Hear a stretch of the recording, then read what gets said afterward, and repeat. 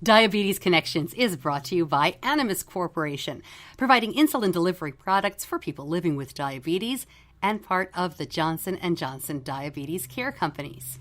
And by Dexcom. Take control of your diabetes with the world's first continuous glucose monitoring system that sends glucose readings directly to your compatible smart device. Live life on your own terms with Dexcom. Hi, it's Stacy. This podcast is not intended as medical advice. I'm not a doctor. You know that. If you have those kinds of questions, please contact your healthcare provider.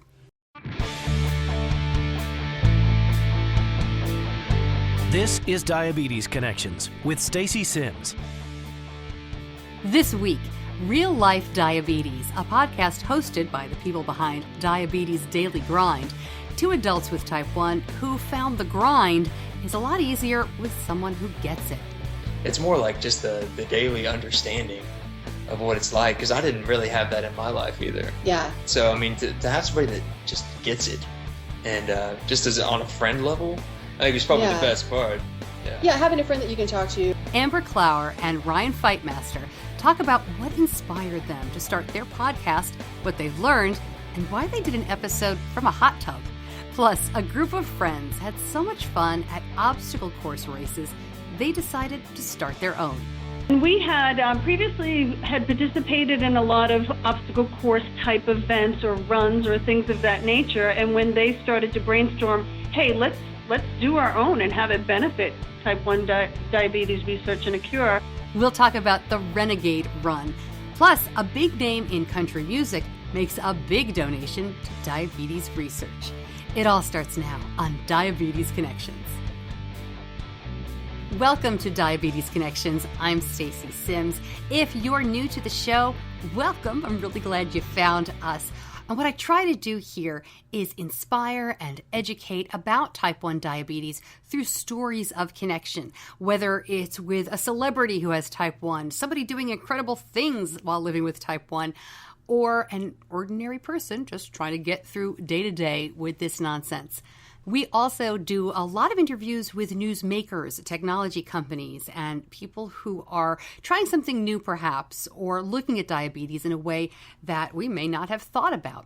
The last couple of weeks have brought many new listeners to the show, and I'm thrilled to have you. Many people listening on Facebook or through the desktop website, diabetes-connections.com, and that's fine. Listen however it is easiest for you. But if you're interested in taking the podcast with you, listening perhaps in your car or as you take a walk, it's available on every podcast app, of course, on iTunes and the Apple podcast app, for Android as well, Stitcher, iHeartRadio. I just like you to know that many people new to podcasting, I've been told, because of this show, which is terrific. I'm a huge podcast fan and I listen to a lot of them, not just diabetes podcasts, but many others. And if you have any trouble finding the podcast app or finding my show or anything like that, please let me know.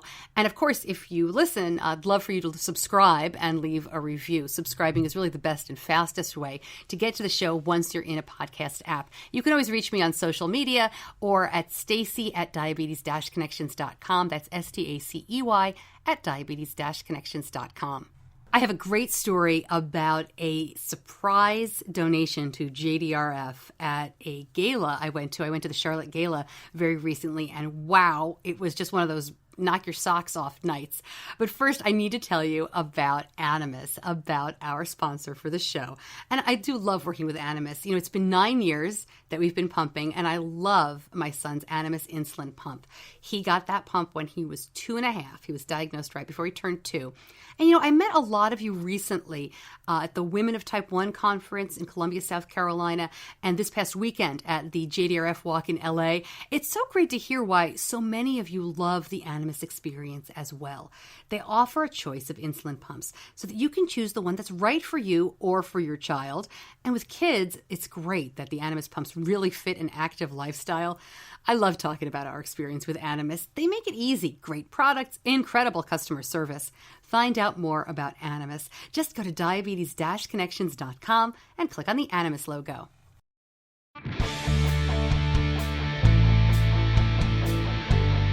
Of course, this is Diabetes Awareness Month, November every year, and I have a few things going on outside of the podcast, some great shows coming up, but outside of the podcast, I've been asked to take part in some Twitter chats and some other events. I'll be keeping you posted on the social media channels, so please make sure to follow along there. I know for sure that I'll be doing a World Diabetes Day Twitter chat on November 14th, which is World Diabetes Day. My slot is 6 o'clock at night, so if you're on Twitter, I hope you'll join in for that or just go ahead and read it. And I will be linking up on exactly how to do that online as well. But you don't even need to really have a Twitter account to follow along. I'll put some links out on Facebook as well as Twitter, just in case I can reach you on Facebook instead of Twitter, so you can follow along. And I'll keep you posted as well where we pop up during Diabetes Awareness Month. Lots of stuff going on all through November. Recently, I went to the JDRF local chapter's annual gala. It's the Greater Western Carolina chapter. It's a big chapter encompassing Asheville and Charlotte, North Carolina, and Greenville, South Carolina. But they had the Charlotte Gala, which we've gone to for many years, October 22nd. Now, for years, my husband and I went to the gala together. I was on the planning committee for a couple of years. Honestly, that is not my bag. Those ladies who plan the gala, at least they're all ladies and one guy in my town, they are a machine. And boy, are they great at planning this kind of stuff. And, there's something for everybody. My niche in our community is talking into this microphone, I think. Planning a fancy party makes me break out in hives. So I wasn't very much help. But it was a lot of fun, and I go every year. But a couple of years ago, my husband said to me, we had gone to 3 black tie galas over the course of about 5 weeks. And listen, we're not high rollers, but when I was at the radio station, I would get invited to a lot of these events, either to MC or just, because they wanted to get radio exposure for the event, right? They wanted the news coverage. So we would go, and to me, they're a lot of fun. To my husband, they're a big pain because, he's putting on a tuxedo. We don't always know everybody in the room. We're not seeing friends. So at one point he just said, that's enough. I'd really like to stay home. So what I decided to do was to invite my girlfriends. So for the last couple of years, me and a whole table full of adult women with type 1 or diabetes moms go together. And last year we got a car service to take us down. It's about a 45-minute drive from where I live to Charlotte. And this year we had so many people. We got a big limo. It was a lot of fun. It was like $30 a person to get the car when all was said and done because there were so many of us. But it's just a great and different way to do it. And it's given us all a lot of energy, to go to these things. And every year, if you've ever been to a JDRF gala, they have an honoree, and they usually have a very inspiring speaker who either is the honoree or in addition to. And this year's honoree was Rita Church. Rita and Ken Church live not too far from Charlotte. They've been very active in the local chapter. And they are the parents of country star, 7-time Grammy nominee Eric Church. And Rita has type 1 herself. Rita, his mom, was diagnosed at the age of 53, which was 10 years ago. And as I said, they've been very active. So when they were honored, we all thought that Eric Church was, of course, going to come. And I think we all expected that he would, make a donation or do something nice. I mean, it was his mom. But then I had gone to a pre-event, and they said, oh, no, he can't make it, or we're not sure. And, looking back, we were all suckers. But they said, he can't come, or we're not sure. It's a very difficult schedule. And then at the beginning of the gala, they play a video from Eric Church, and it says, I'm so sorry. I had a prior commitment. I have to be there for my fans. Part of this job is difficult, time away from family, blah, blah, blah, blah. But I do have a challenge for you, and we're going to talk about it later on in the night. But I'm so proud of my mom and dad, and I love you, and, good night. So we all looked at each other and we're kind of like, oh, that's too bad. But these things happen, and boy, the chapter must be really upset because whoa. So, of course, later in the evening, he comes out and, everybody goes bananas. Eric Church is there. I wouldn't miss it for the world. My mom is the best and my dad, and it's great. And then he gives $1 million. He gives $1 million from his foundation to JDRF, and the place goes wild. It was so much fun. The Chief Cares Fund is the name of the foundation, and it was organized by Eric and his wife, Catherine Church, in 2013. And they've actually been helping out around North Carolina with this fund because of Hurricane Matthew I mean, we really have a lot of devastation here. So they're really doing good things. It's so nice. But what a fun night. What a crazy night. And if you follow me on social media or the show on social media, you probably knew where this story was going. You probably saw the video. If you haven't seen it yet, I posted the video of the donation on the Diabetes Connections Facebook page. So you can see Eric Church with a giant check and you can hear the crowd go bananas. And I know you know what I'm already thinking, right?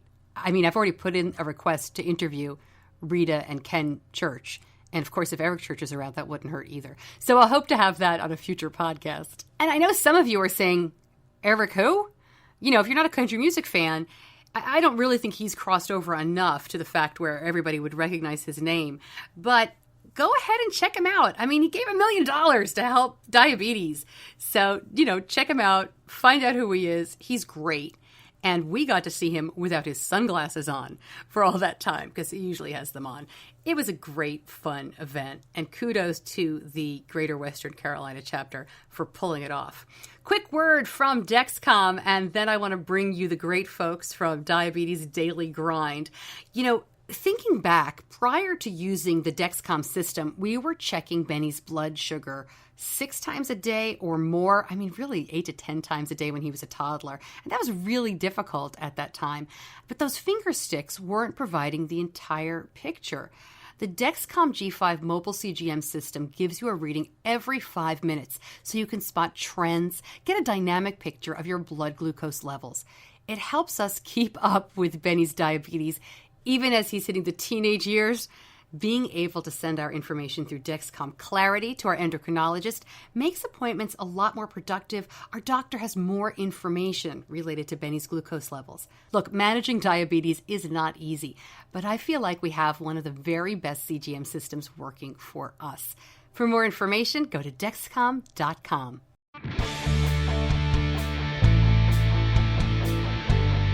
My guests today are 2 adults with type 1 who found each other and started a friendship that I think has helped a lot of other people, including me. Amber Clour and Ryan Fightmaster host the Real Life Diabetes podcast. It's actually an offshoot of their terrific website, Diabetes Daily Grind, where they offer columns and information and, as they say, real support for the diabetes life. I knew I was going to enjoy their podcast when I saw that one of the episodes was about busting diabetes myths, and they did it from a hot tub. As a parent of a kid with type 1, and I've said this before, the people that have been most valuable to me in terms of inspiring me, thinking about how Benny's going to handle this when he gets older, giving me peace when numbers are driving me bananas or he forgets to bolus for lunch, are adults with type 1 who are sharing their stories, because they show me that nobody's perfect. Perfect doesn't have to be the goal, and that you can live a great life with this lousy condition. So here's my interview with the Real Life Diabetes podcast folks, Amber Clour and Ryan Fightmaster. Ryan and Amber, thank you for making some time for me. I'm really excited to talk to you. I'm a big fan. Thanks for joining me. We're happy to be here. Happy to be on the show, Stacey. Thanks for having us. My pleasure.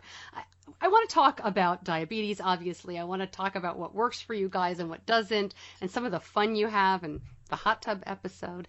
But I want to start by asking, how did you find each other?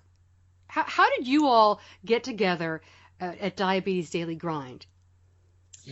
Well, I was at a Leadership Norman alumni happy hour, actually, and there was a woman talking about her son possibly going to medical school to study endocrinology, and I chimed in that that was a pretty specific field, and she said he had type 1 diabetes. And she noticed my tattoo about the same time, so we struck up a conversation, and she hooked us up all for a happy hour a couple weeks later. Basically, my mom's just a really good relator. Yeah. So she put us in touch. We got together in a happy hour and started throwing around ideas. And originally we were talking about doing children's books, and then it morphed into kind of a real life diabetes podcast scenario. So it's changed a lot. Yeah. Since the beginning. Yeah. Well, what I like about it is there are a lot of diabetes children's books. There are a lot of resources for parents of kids with type 1. I know some people may say, oh, there's not enough. I mean, there can never be enough. But you both are really good at saying, giving the reality. I know that that's part of your part of what you enjoy doing is looking at diabetes in real life. How did you kind of come to realize that that was what was needed? Well, I think when we originally started the concept as a whole, the one thing, the commonality there was that but nobody talked to us about what it was like to go to prom or to join a fraternity or to do everyday things. It was more what the endocrinologist, how to keep your things in range, but not live life. And so when we started talking just about our lives and how we both lived incredibly fulfilled and blessed ones, we've done everything that we set our minds to. And I can only speak for myself, but it was a great opportunity to share things that are not maybe being discussed in the endocrinology office. Yeah. Just to add a little bit to that, I mean, on the internet anymore, you can find a how-to guide to do basically anything on the internet. And there were so many things that we were talking about, like, oh, I wish I would have known this about that. And so we're like, hey, why don't we just put out some how-to guides to get this thing started? And and that's just became sharing stories. And the DOC's been welcoming from the beginning. Yeah.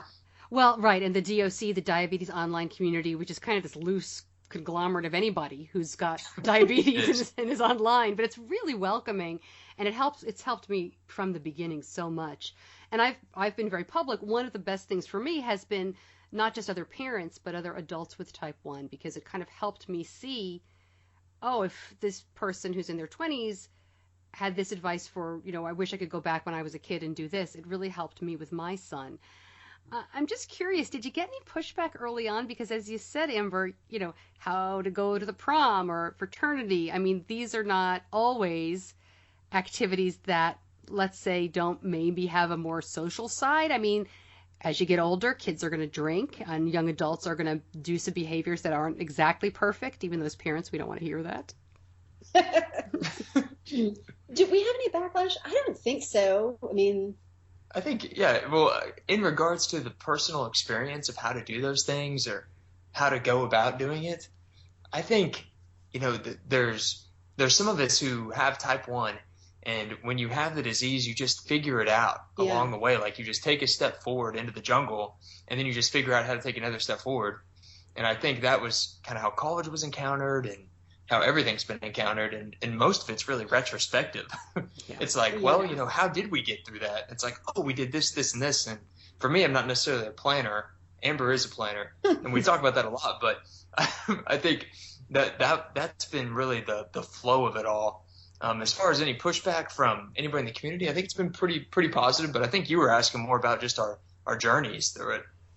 Yeah. Well, let's go back then. I mean, and Ryan, let me start with you. You were both diagnosed at in grammar school, right? 8 or 9 years old. Do you remember, Ryan, how it was back then? I mean, do you remember the change? Do you remember being a kid and then all of a sudden being a kid with type 1? I can remember, small details about it, but I think my parents adopted this attitude of he's still just Ryan. He's still just going to do what he loves to do. And we're going to support him no matter what he does. And so I don't remember like a radical shift in my life, but I can remember just kind of the welcoming of my friends, my family, and how everybody was willing to do anything to help me still live my life and not feel like an outcast. And I look back now and I think like everybody else did the hard work around me and kind of allowed me to Amber, what did you say? I said that's why he's so spoiled. Everybody's made his life. No, I'm just kidding. His parents were super cool too. They said that I think he went to a sleepover the night after being diagnosed. Nice. I mean, he didn't skip a beat. And they admit now that was crazy talk. I think it's great. I mean, my son both of my kids were in daycare. Because my husband and I both worked full time. I had a very early morning radio show. I was at the door at 3:30, 4 o'clock in the morning. And my son went back to daycare 3 days after we got home from the hospital. And I think part of that is because you don't really realize, unless someone else tells you, this is a terrible idea. And people at daycare said, yeah, we'll learn along with you. They were fantastic. We had no idea until years later how lucky we were. And we had no idea that we couldn't leave him with a babysitter that we felt comfortable with. So I'd go for your parents. I think that's great. That's a good point, Stacy. I think if you just ask people around, then there's a sense of empowerment that can build within everybody around the kid who gets diagnosed. But as a parent, it would be tough to ask others to take on the disease that you know is tough. So yeah, it's a tough decision-making process. Yeah. How about you, Amber? What was your diagnosis story like? You were 8, right? Yeah, I was 21 days after my 8th birthday. I'd been really ill. Mine was a little bit different because it was so long ago, but it was all doom and gloom. And my mom rushed me to Children's Hospital, and I spent about 2 weeks learning how to manage the disease. Wow. And I don't remember being angry or anything at that time. I think that it was just, all right, the game's changed. I gave my first shot, and that was it. So it definitely, I'm one of 3 girls, and so there was a shift in dynamic in our household that my sisters only in the past couple of years have shared with me about all the sugar being removed from the home, and my parents doing the best that they could. Wow. But I lived a very normal, active life as a kid. Well, and to put it in perspective, you said it was much longer time ago. You are diagnosed, I'm making sure I get this right, you're 30 years ago. Ryan, you're 15 years ago? Yes. Okay. So that is a big difference when you think about, it's not so much the age difference, it's the change in diabetes care over that time. Absolutely. Amber, do you remember, can you tell us a little bit about how you handled everything? I'm sure that, I'm trying to think of what the timeline would be, so help me out here. Home meters, right? The meter was the size of a small computer, and the finger pricker, or whatever you want to call it, looked like a catapult. And I have been honest about this and even spoken to the endocrinologist who diagnosed me. I mean, I didn't test very often. I did give my insulin, my NPH, and irregular twice a day as directed. So I was compliant, but I don't know that I really managed the disease. I don't know. So. I've seen that thing that you said it was a catapult. It looks more like a guillotine to me. I don't know that I would use that. I'm with you. Exactly. And it was loud. Scary. It did help me become blood brothers or sisters with a lot of people. But, and I learned how to give shots on oranges, and you weren't carb counting. You just were told not to eat sugar. Yeah. So Wow. I'm curious, Amber, have you learned a lot, or have you changed anything from your care by working with Ryan and being part of Diabetes Daily Grind and the podcast? Because I know a few adults who were diagnosed around that time, and they kind of stayed the same course for a long time, even as the technology changed, because that's what they're used to. yeah, this has been a real hard thing for me. And Ryan and I talk about it often, and especially being friends with the people of Omnipod and watching the control from Dexcom. And as somebody, and I joke about it all the time, I'm an MDI. I'm looking at this new wave of technology, but my control has been so stable. Why change something if it's not broken? I'm trying to flip that mentality, and I'm really teetering on changing it up, basically because I want to show that you can, and I can learn more about myself and my own management. I don't know what's going on in the middle of the night, and maybe I could be healthier if I did know. So. And as a witness to this, Stacy, I must say the amount of stubbornness that has been involved in this evolution cannot be understated. That's for sure. But but I respect Amber and what she's done, because she's figured out a routine, and you've built in like creativity in a routine over years. And so your margin for error is just a lot slimmer than I think some of us who grew up on pumps who had that flexibility at the hip. Yeah. So yeah, it's a big difference, but you've made it work. Ryan, are you currently on an insulin pump? I like 3 weeks ago, I rolled off of an insurance plan and needed to get on another one, and so I switched off, and I've been doing shots for 3 weeks because I had some extra long-term insulin laying around, and it's been good. So I can't really talk the talk. I'm back on shots for a little while. But that's good that you could switch back. That would be hard for me. Like, it would be difficult to flip that quickly. So. And honestly, it's just nice to take shots for a little while and to not have a pump. Get out of bed every day. Yeah. It's interesting. We did, my son got an insulin pump at age 2.5. He started on one of the Animas pumps, and last fall he announced he wanted to take a pump break for the first time ever. And so we did, it was like, okay, great. And it lasted like 4 days because he's like, wow, I can't eat whenever I want and I got to take a shot. Or this is ridiculous. And more interesting to us is we have, I can't really brag about our control because whatever, but we have really good overnight trends. That's one where like I'm in charge and we do have a Dexcom and we know what we're doing. And on shots, we were not able to do that because really he's one of those people that overnight, the growth, the hormones, he's 11, it was crazy. So he was either really high or really low. And I think if we had stayed on it for a month, we would have worked it out better. But it was really eye-opening and interesting because there's definitely some pluses and some minuses to both plans. So I wish you luck in your decision. Don't let Ryan judge you. You just do what you think is right. I'll keep you posted. There you go. And Ryan, you're in medical school, right? I am, yes. Tell us about that. Did you always want to be a doctor when you grew up, or is this something more recent? I think if you have diabetes, you see people who are physicians and you see the impact they can have in your life. So I think that planted the seed pretty early, just having doctors that were pretty influential. But I didn't make up my mind to go to med school until probably the end of college. And then even after college, I was still trying to figure it out. I took a couple of years off and then decided after teaching for a couple of years to go back to medical school. And it's really been a choice centered more on health promotion and possibly with some kind of impact in the type 1 diabetes world. But it's been a fun journey, sitting in the middle of the third year right now. What are you studying? Can I ask? Do you have a particular course in mind? Well, I'm looking at internal medicine, family medicine, maybe neurology. Those were all the fields that I still need to scope out this year and fill out. So right now I'm in the hospital every day. Wow. Inside of the internal medicine rotation. So we learn a ton, just trying to see what the path has. I'm sure you don't raise your hand all the time. Anything on the endocrine field comes up and say, by the way. But I'm curious, has type 1 diabetes come up as a third-year medical student? Has anyone asked you or learned from you, do you think? It's fellow students ask about it all the time. Yeah. If I pull out, today I pulled out the syringe and dialed up some Humalog and took a shot for lunch, and that started a conversation. And so I would say most of the students I'm with ask about it all the time. And it would come up in lectures first and second year pretty often too. And I definitely didn't hesitate to raise my hand. Yeah.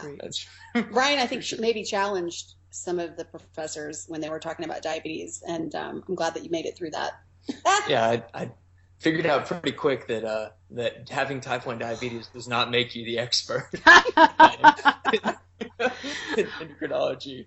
Well, at the same time, though, there's so many misconceptions even among the medical community. I can't tell you how many times I've had to make the decision at a doctor's office, pediatrician, dentist, dermatologist, or wherever we are, to really answer the question or just say, yeah, great control, we're set, thank you, yes, no. I mean, it's that balance of how much do you want to educate all the time. So, while I'm sure you kind of have to hold your tongue, it's nice that you're able to give them a real picture. It's nice because I think the basic medical school education you'd get, or any doctor that would graduate and not be an endocrinologist, there's this assumption that if you get diagnosed with type 1 diabetes, there's 2 steps in the treatment. Yeah. Number 1, test your blood sugar every day. And number 2, just take NPH or long-term insulin. And that's really the end of the treatment algorithm. And, it's impossible to really get across what the day-to-day life is for somebody that's going to not ever see type 1 diabetes again in the field. So it's been fun to talk to people about what the day-to-day is like. Amber, did you have something you were chiming in on? No, I don't think so. You're not a medical student. No. Far from it. She's too wise for that. You spent a long time though in the arts field, right? Did you head up a community gallery? I started out post-college kind of being an artist and doing some things there, and ended up starting a nonprofit organization in my community where I grew up, and that morphed, and over 10 years it was a large gallery, and I stepped down from that about last July. Yeah, last July. So one of the posts that I've seen that really, I can't say it spoke to me because obviously I don't have type 1 diabetes, but one of the posts I saw that you wrote, Amber, that I thought was very powerful was all about a very recent one about the diabetes impact on your ego.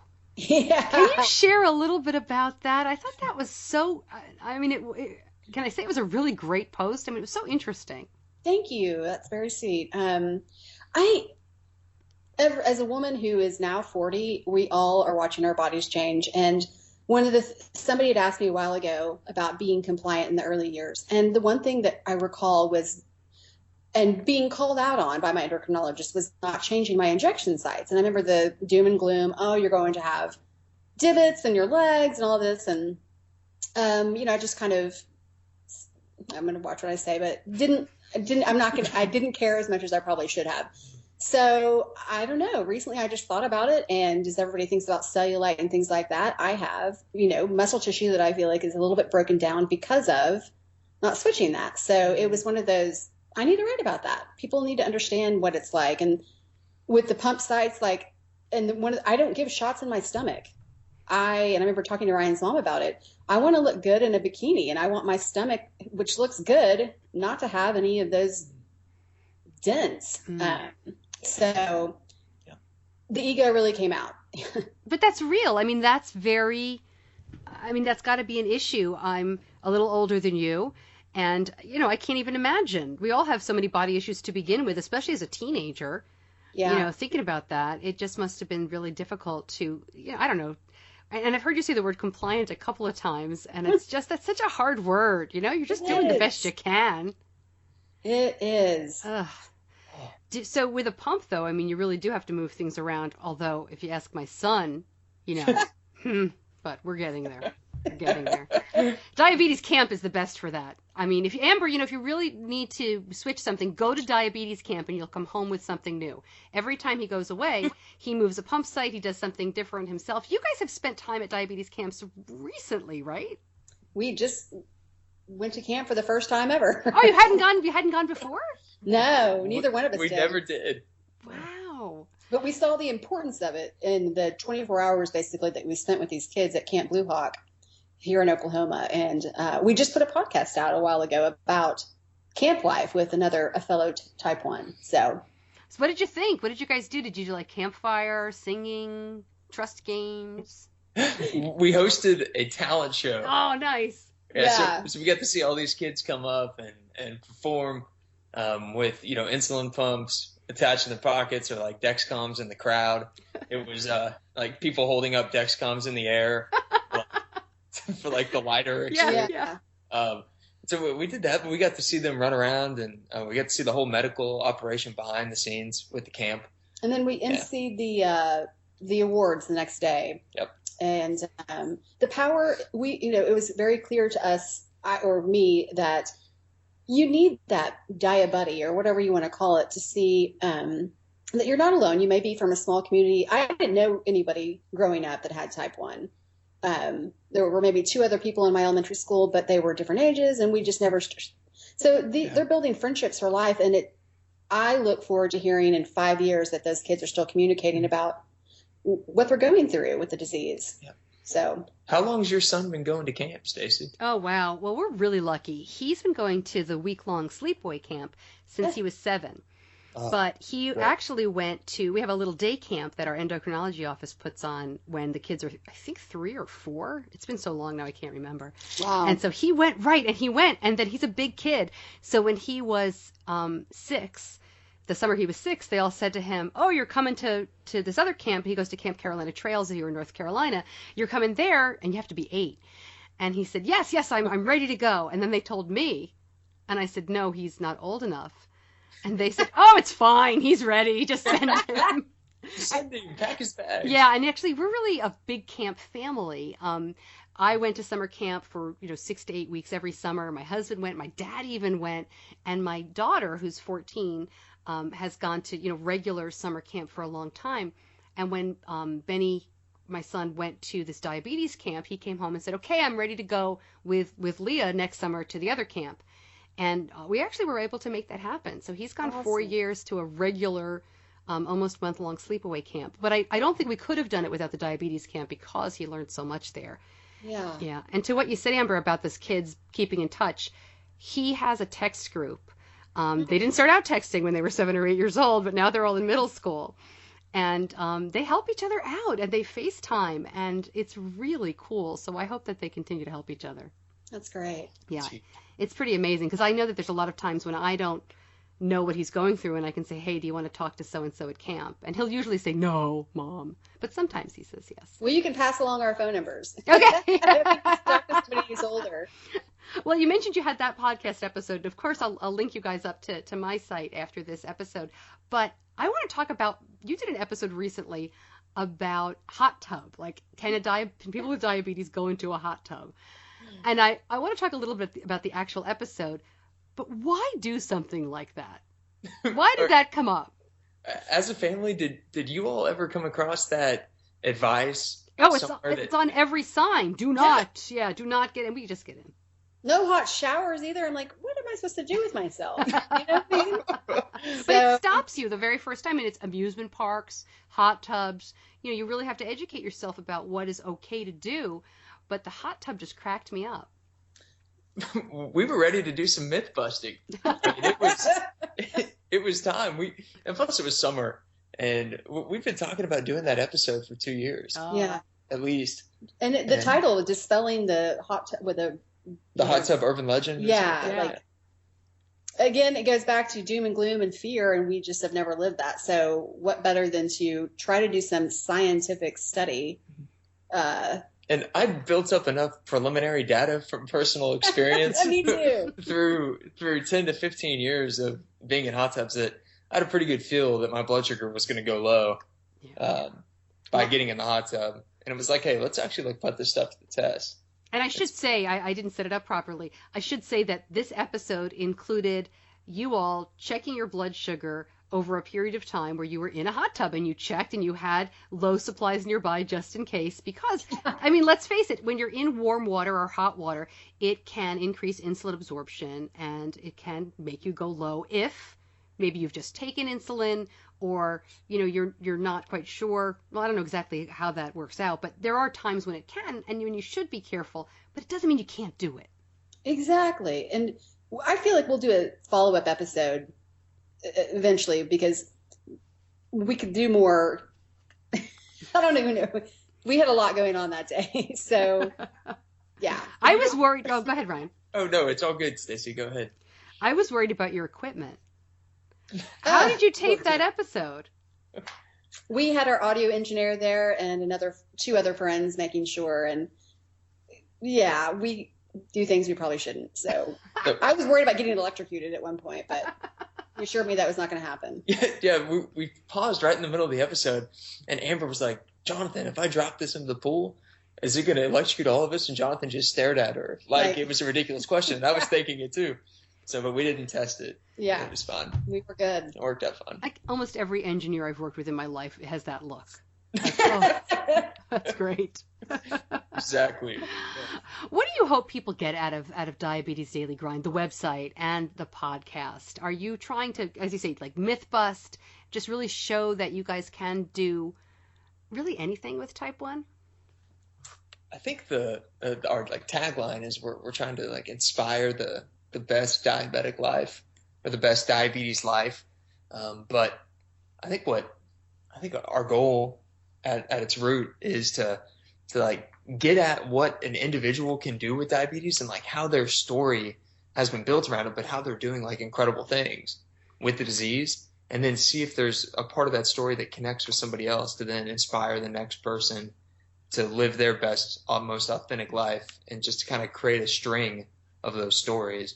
Well, and also with trying to provide real support for the diabetes life, we're not making anything up. We're talking about things that happen to us every day, and I hope that will let someone else out there know, if they've never been a part of the diabetes online community, that you're not alone.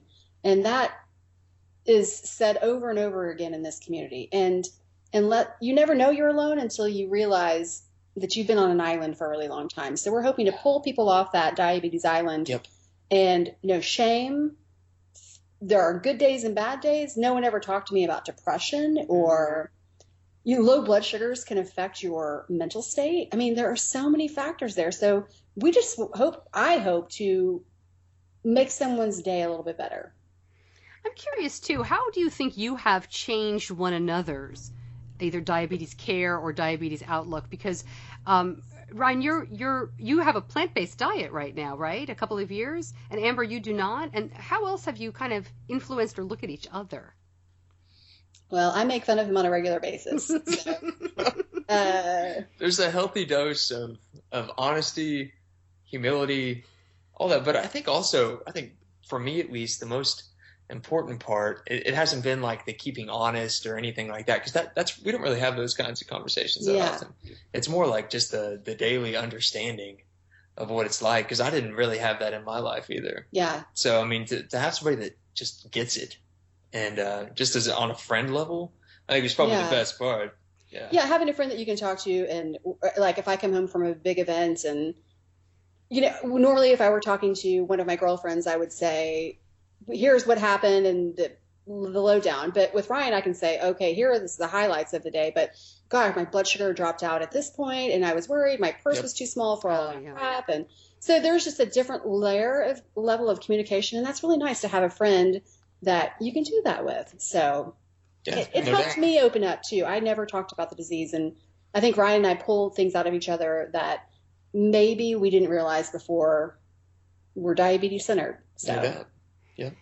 Can we talk podcasting for just a couple minutes? Sure. Let's get out. All right. So you had an engineer at your hot tub thing. What's your setup? I mean, do you have a staff? Do you have a guy is there a boom mic above you right now? How do you podcast? We can send you a picture. I'm just really curious. When I started podcasting, that was one of the things I was so curious about, is how other people do it, because there are so many different ways. Oh, there's so many ways. And we're learning daily. Yeah.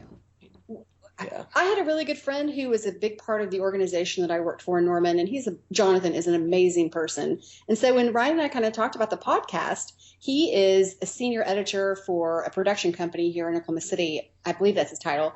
And so he was just like, okay, well, I've got this equipment that we can try it on. And we did the first podcast. I remember Ryan and I trying to be so professional, and we then evolved from there and purchased all of our own stuff. I would say that we are non-traditional when it comes to. Yeah, I mean, we have a soundboard, just a mix board. That's what I mean. I'm curious. Okay, so you got a mix board. We have a mixer. We have inputs for 4 mics. Each one, has their own audio control. I'm just learning how to use all this, which is exciting. And we have a recorder that plugs in, and so we record all of it right there. And I will say that we've had to be a little more flexible. When Ryan and I were both in Maui separately last summer, we recorded a podcast, and I'm headed to San Antonio tomorrow, and I'm going to pick up a couple of podcasts, and I'm going to have to do a revised. And then when we call people in, that's a totally different ballgame. I mean, it's ever changing. Yeah, we definitely. I think it's been easier for us to just do podcasts in Oklahoma City. Yeah. Because whenever we have a local crowd, it's easier to just work with the mics. But we've been working on how to make the long distance podcast a little smoother. Yeah, that's been tough. It has. Yeah. And it seems like Skype works for you pretty well. I mean, because we're talking, and as we talk, it's back to back. It's quicker than the phone even. Yeah. Yeah, I like Skype. I have a really simple setup. I have a microphone plugged into my laptop. That's my entire setup. But I would like to eventually get a mixer and more things. My problem is that I was a radio host for many years, and I had a producer and an engineer and a technical producer. So I knew nothing. And so it's a steep learning curve. Yeah, when I wanted to start the podcast, I said, I have got to make this as simple as possible. But we do almost all of the interviews via Skype. There are some simple recorders that you can use in tandem with Skype.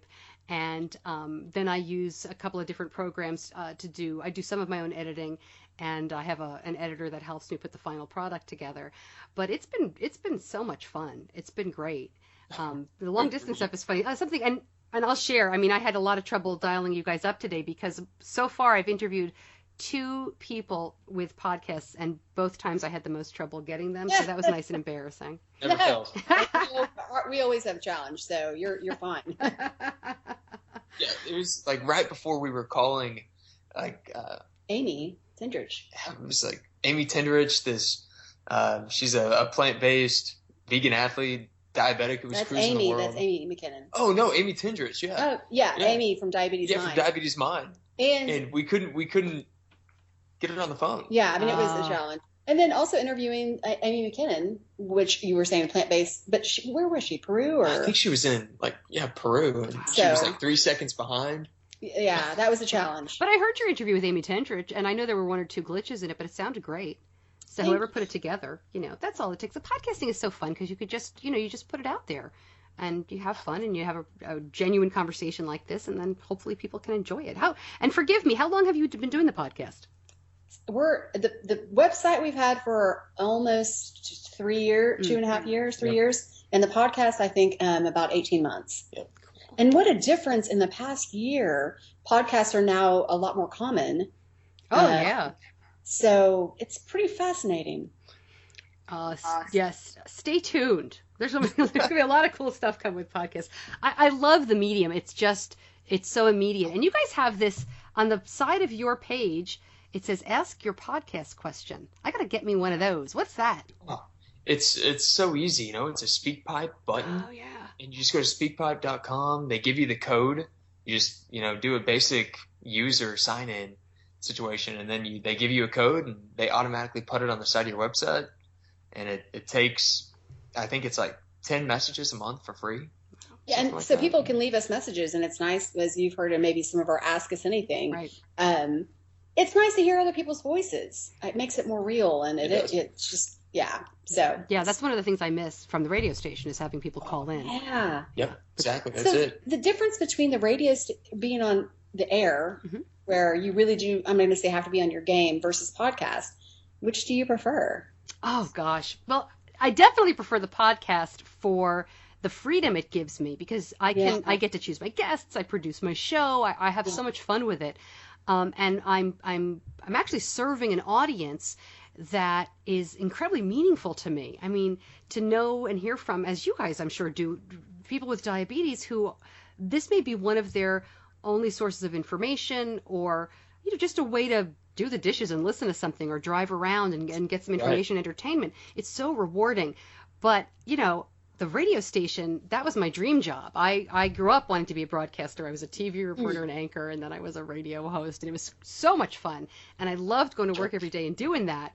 But it was also news, weather, traffic. It was a politically heavy station. Yeah. And right now, it's kind of nice to not have to deal with that. Sure. Yeah. I'm kind of happy that it's the audience I'm serving now is a one that's a little bit closer to my heart. Yeah, and the only things you get to talk about are things that you love. Yeah. I mean, this is pure from the heart. Yeah. There's no fake. Or not to say that anytime people do broadcasting it's fake, but there's all the enthusiasm you bring is genuine. Yeah. It's nice to not have to talk about the shooting at the mall.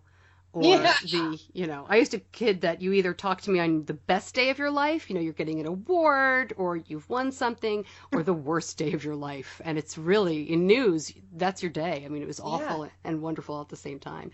But, Amber, something you said earlier went by quickly. Why were you in Maui separately?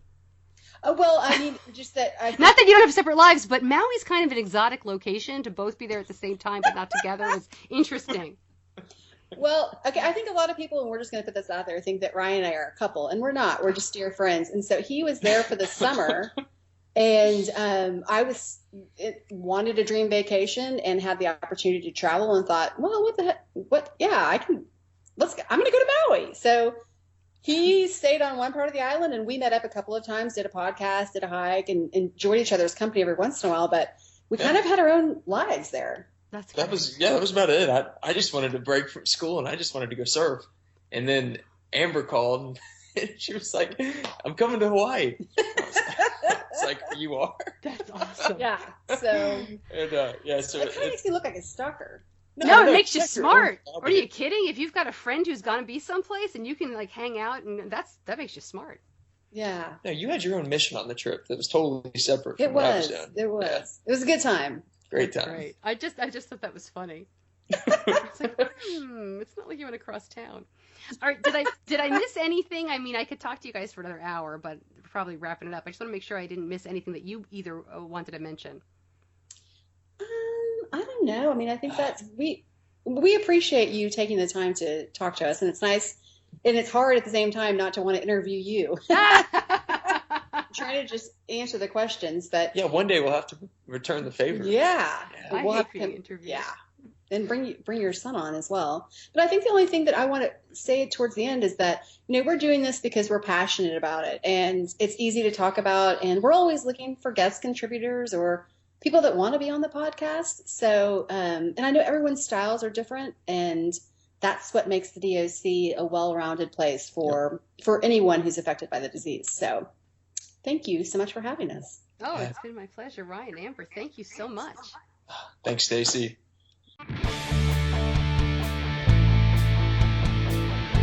You're listening to Diabetes Connections with Stacy Sims. More information about Diabetes Daily Grind and Amber and Ryan at diabetes-connections.com. I hope you didn't mind us talking a little podcast technology there as well. I'm always fascinated how people do this because, as we said, everybody can do it differently, and you're just limited by your imagination and maybe your budget as well. But if you'd like to learn more about them, all the information is there. My community connection this week is the Type 1 Renegade Run. Type 1 is the organization, and the Renegade Run is their big event. In fact, they had their 5th year anniversary of the Renegade Run in October. I spoke to these great people right before the event, and we had, as you heard in the last couple episodes, some breaking technology news. So unfortunately, I had to hold on to this interview for a little while, but it's a great organization. They had so much fun at this event. It's like an obstacle course, for adults and for kids. They have music, and it's all up in Massachusetts. And the point is to educate people about type 1 diabetes. And they also raise money for the Faustman Lab. Now, Dr. Denise Faustman is all about focusing on uncovering new treatments for type 1 diabetes. I will link much more information about Dr. Faustman and the progress in her research at diabetes-connections.com. And much of the work is being done at Massachusetts General Hospital in Boston. I talked to the co-founders of Type 1, the group, that is Tyson Sonnenberg and Paul Fody. And I also spoke with Lisa Drennan. She was there. The three of them talked to me at the same time. Lisa is the race director, along with those two guys, for the Renegade Run obstacle course race. Tyson has type 1 himself, and they're friends, and that's how it all started. It's a wonderful 4-mile, 20-obstacle course race that takes place in Hingham at Wampatuck State Park, and we anticipate over 1,000 runners this year. Really excited, but we're more than just an obstacle course race. It's an experience. So we want families to come together. We have a lot of activities for kids. We've got a mini obstacle course race. We have a wonderful band that's going to be playing, and we've got food provided by Be Good, grilling right on site there, activities for families, vendors, and everyone just there is a big celebration. Lisa, how did you get involved? You don't have type 1 yourself. You're friends with the guys in this group. Right, I'm friends with them, and we had previously had participated in a lot of obstacle course type events or runs or things of that nature. And when they started to brainstorm, hey, let's do our own and have it benefit type 1 diabetes research and a cure, I had come on aboard after the first year, and I assist with all the race director type of entities of planning and execution of the day. How hard is this? There must be so many moving parts to put something like this together, even after 5 years. So many moving parts. It's incredible sometimes that the three of us pull this off. But we do have experience behind our belt, and every year we're getting better and better at the planning. We have more and more followers. We're getting the word out to more. And the best thing is that our mission to raise awareness and raise funds is increasing every year, and that's the most wonderful part of that. That's what keeps us driving, keeps us moving. Paul, let me bring you on. My listeners give to lots of different diabetes charities, and frankly, I haven't talked to Dr. Denise Faustman. I haven't talked to her lab and about her research yet, although I very much intend to. Why did this really pique your interest in terms of all the diabetes groups that are out there? Is it I understand it's about money for the cure, but what about her research really made you want to be associated with that? Well, as we were researching where we would be making our donations, we went to the larger companies such as Joslin, and what we were finding is that, as Tyson had mentioned, that was our donation would go to the brick and mortar and not directly to the research. When we found Denise Faustman at Mass General, she was very approachable, and she was very appreciative of every dollar that we would give her.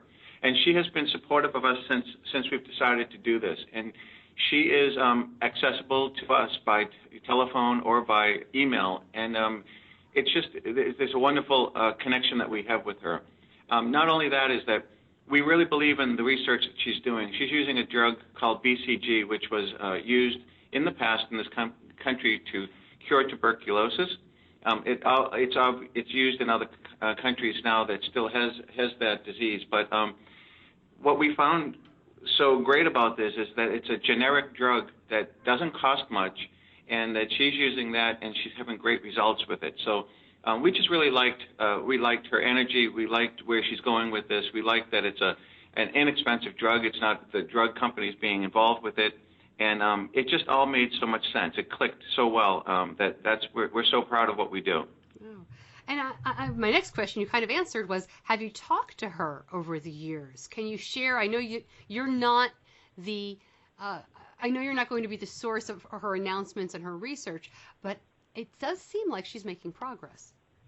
Oh, she is making progress for sure. So it's the second round of human clinical trials that she's in right now. So the first round went really well. Right now they're working, and Tyson can answer this much better than I can, perhaps. But just in general terms, is that she is now using this drug, and she's testing on humans the dosage that's necessary. She has found that with more tests that are available at this point, that it had always been thought that the pancreas was dead when it was first diagnosed of someone having type 1 diabetes, but the finer tests that she can use now show that the pancreas is still producing a little bit of insulin. So by using this drug and trying to temper the dosage that's being given, the number of times it's being given, et cetera, she is able to hold off the cells that kill the pancreas so the pancreas can rejuvenate and produce more insulin. So yes, we have spoken with her, and she's very accessible. And she's going to be part of this particular event. This is our 5th year, and I think that there's so much energy and excitement around it. So we're really excited about that. Tyson, was there anything you wanted to add? As Paul said, you might have some insight as well. No, he hit every point that Dr. Fossman is doing with their research. She is excited to come this year. In the past, it's been difficult for her to send some researchers to the event just because of what they're doing. But this year, there's going to be a group there answering questions to all of our attendees, so that's really exciting. Lisa, are you going to make her run the race? Well, no, I think we'll keep her.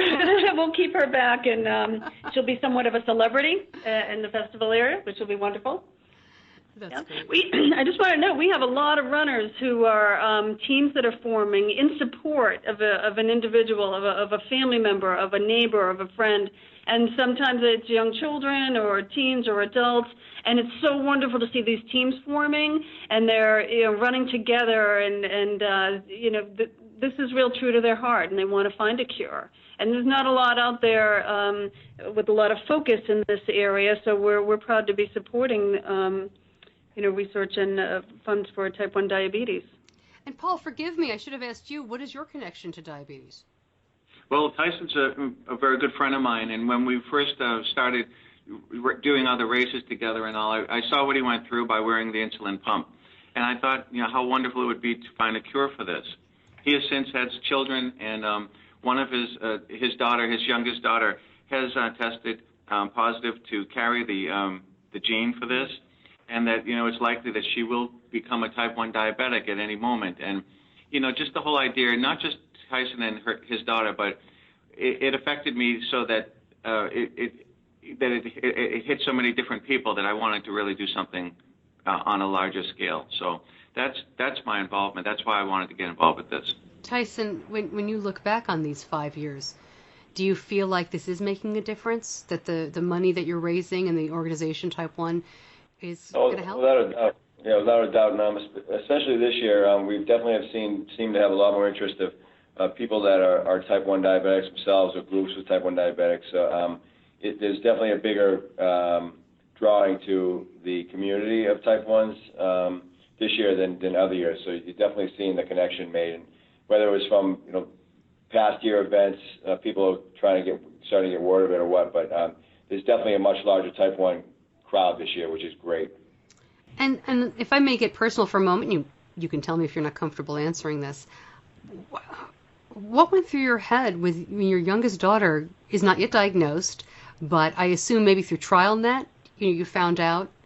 Yep. So so my son and daughter both take part in the TrialNet. My son hasn't tested positive for the auto antibodies yet, but my daughter gets tested every 6 months for the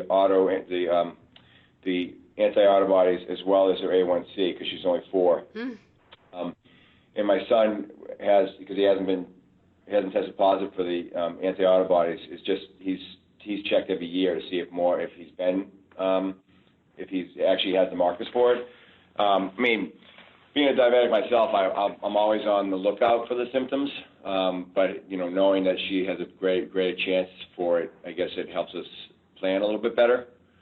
So it's I knew it was a possibility, and I guess we're hoping that we get to a point where she doesn't have to deal with what I've dealt with for the last 15 years. How old was she when the TrialNet results came back? I think she was 2. I think we've been doing it for 2 years, maybe even longer. She's 4.5. She's almost 4.5 now, so she's definitely had. I would say she's probably 2. There's an age at which you can start, and then she has the A1C because you're not old enough to take the glucose drink yet. So. Wow. Yeah, my son was not yet 2 when he was diagnosed, and they're just so little. It's just it's amazing to think about. Yeah, it's definitely it's difficult for them, but having said that, growing up with it, they won't know anything other than dealing with it, which is good and bad at the same time. But I think there's definitely ages where it's much worse to get diagnosed. Specifically like your younger adolescents, 12, 13. That can be a very difficult time. But like I said, they told me that it doesn't mean specifically she'll have it. I mean, there's a 95% chance she's going to get it, and it also doesn't mean that my son won't get it. Again, because it's in the genetics now. It wasn't in the genes before. I never had it in the family. So, I just got lucky, I guess. And you may have said this earlier, Tyson and Paul, have you both met Dr. Faustman face to face, or will this be the first time you're meeting her? We have not met, but we're hoping to meet her face to face. Yes, I can't wait. It is like meeting a celebrity. It feels like we've been doing this for her for so long, her and her research, and I'm just really excited. I'd be honored to be in her presence. Yeah, I was going to say, when you meet someone like that you have talked to or communicated with for a long time, but you haven't met face to face, it's a different experience. Tyson, have you thought about what you might say to her? Besides thank you, I really haven't. I mean, that'll be the easiest way to put it. Thank you for what she's doing, and I'm hoping I'm really behind her, and hopefully that soon, if this research goes well enough. Obviously, research takes a long time, but if it goes, I would hope it would go well enough that they may even, start bringing more people in for, if the results are looking good. Like I didn't qualify for the test, unfortunately, but hopefully if research is up and coming, it's going really well to start bringing in more people that can be helped. Well, Tyson, Lisa, and Paul, really appreciate your time. Thanks. Thank you for having us. It's been great. Thank you. Thank you. If you'd like to learn more about Type 1 or about Denise Faustman, more information at diabetes-connections.com. Again, I'm really sorry I couldn't get the interview in before their event, but I hope you've learned a little bit about them and look forward to next year's, because I understand they're going to keep going and it's going to be a lot of fun. So that's it for this week. Before you go, again, if you're not already subscribed on a podcast app on your phone, go ahead and do that. It really is the best way to make sure you always get the show delivered in a very very timely way, and you can also take it with you wherever you go. If you prefer to listen on your laptop or on Facebook, go right ahead. I'm just glad you're here, and I hope you got something out of the show. Of course, we're all over social media. Go ahead and like us on Facebook or Twitter. As I mentioned, it is Diabetes Awareness Month, so I'm not doing anything crazy or special here on the show because every month is Diabetes Month here at Diabetes Connections. But I will be taking part in some Twitter chats and some other activity outside the podcast, so please go ahead and follow on social media to stay tuned on all of that. Just like Diabetes Connections on Facebook, I have a public Stacey Sims page as well, and Diabetes Connections and Stacey Sims are on Twitter. Wow, that sounds weird. Stacey Sims is on Twitter to talk about myself that way. But go ahead and follow me on social media to stay up on all the information. Let me know what's going on with you. Drop me a line, Stacey@diabetes-connections.com. Love to hear more about what's going on in our community. Thanks for joining me, and I'll see you back here next week.